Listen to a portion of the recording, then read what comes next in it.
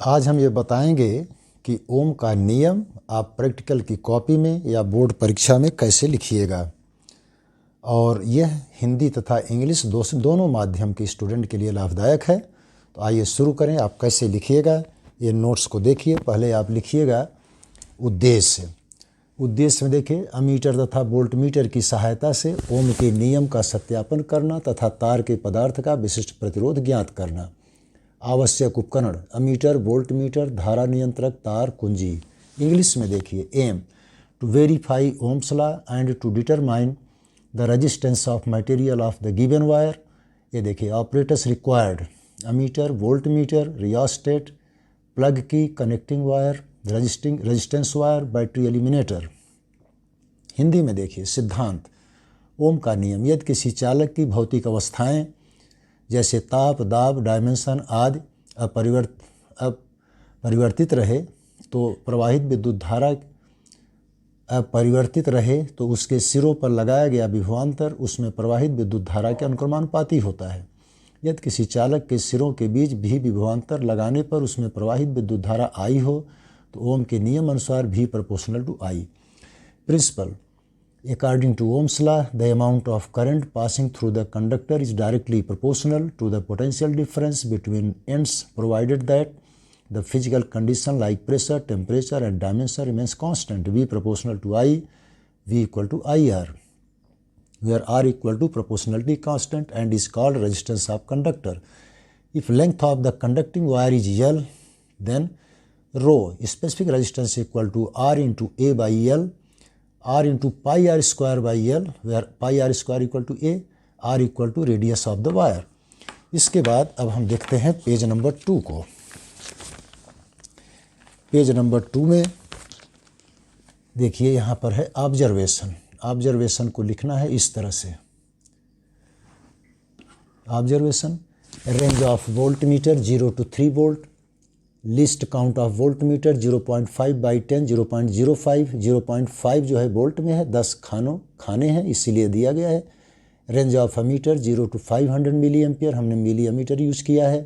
List count of ammeter 100 by 10, 10 milliampere, इसको हमने ampere में चेंज किया 0.01। लेंथ ऑफ वायर हमारा 20 सेंटीमीटर का है और डायमीटर ऑफ वायर इस सब स्क्रू गेज से निकाले हैं 0.052 centimetre. Radius of wire 0.026 centimetre. Screw gauge से कैसे रीडिंग लेना है इसके लिए हम दूसरा वीडियो डाल दिए हैं, उसको आप देखिए। अब सर्किट डायग्राम देख लीजिए। बैटरी का ये कैसे हम कनेक्ट किए हैं, प्लस टर्मिनल को ले आए हैं, देखिए रेजिस्टेंस से जोड़े हैं। फिर अमीटर के पॉजिटिव से पैरेलल में देखिए वोल्टमीटर लगाया गया है। इसको की से जोड़ते हैं, की से को हम धारा नियंत्रक यानी रियास्टेट से जोड़ते हैं और फिर रियास्टेट से जोड़ने के बाद इसको नेगेटिव टर्मिनल से ले आकर के कनेक्ट किया गया है। हिंदी में देखिए, प्रेक्षण वोल्टमीटर में परास 0 to 3 वोल्ट। वोल्टमीटर की रेंज वही उसी को बोलते हैं। वोल्टमीटर का अल्पतमांक least count 0.5 by 10, 0.05 volt. Ammeter की range 0 to 500 milli ampere. Ammeter का अल्पतमांक 100 by 10, 10 मिली एम्पियर। तार की लंबाई 20 सेंटीमीटर। तार का व्यास 0.052 सेंटीमीटर। तार की त्रिज्या 0.026 सेंटीमीटर। इस तरह आप इसको कर लीजिए। और फिर अब हम जाएंगे दूसरे पेज पर और इसको देखिए, इसमें कैसे लिखना है अच्छा से इसको देख लीजिए। इसका है जैसे, पहले आप इस तरह से कॉलम बना लीजिए, क्रम संख्या खानों। ये देखिए, यहाँ पर है ये अमीटर रीडिंग, अमीटर पाठ्यांक के लिए। यह है वोल्टमीटर रीडिंग, वोल्टमीटर पाठ्यांक के लिए। खानों की संख्या पहले कॉलम में नंबर ऑफ डिवीजन्स हमने जो है अमीटर में पहले 10, 20, 30, 40 इस तरह से डिवीज़न को हमने सेट किया है।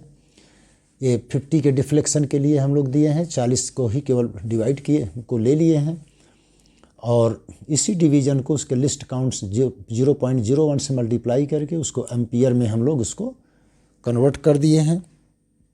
और अब जो है यहाँ पर ये सारी रीडिंग को जब हमने इसको 10 लिया तो इधर वोल्ट मीटर में डिवीज़न की संख्या 4 आई, इधर 20 लिया गया, इधर में 8 आया, इधर 30 लिया, इधर 12 आया, 40 लेते हैं इधर 16 आता है।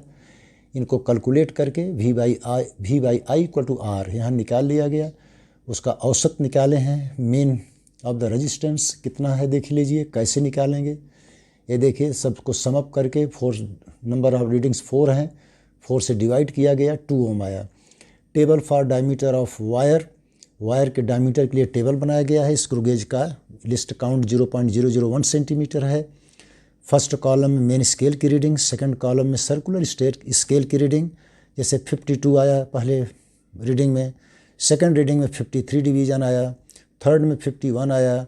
स्क्रू गेज के लिस्ट काउंट से मल्टीप्लाई कर दिए तो इसका आ गया यहाँ पर सेंटीमीटर में पाठ्यांक आ गया, रीडिंग आ गई। अब मुख्य स्केल की रीडिंग प्लस सर्कुलर स्केल की रीडिंग को जोड़ दिया गया वृत्तीय स्केल की के पाठ्यांक को, तो यहाँ पर ये टोटल उसका मेजरमेंट आ जाता है।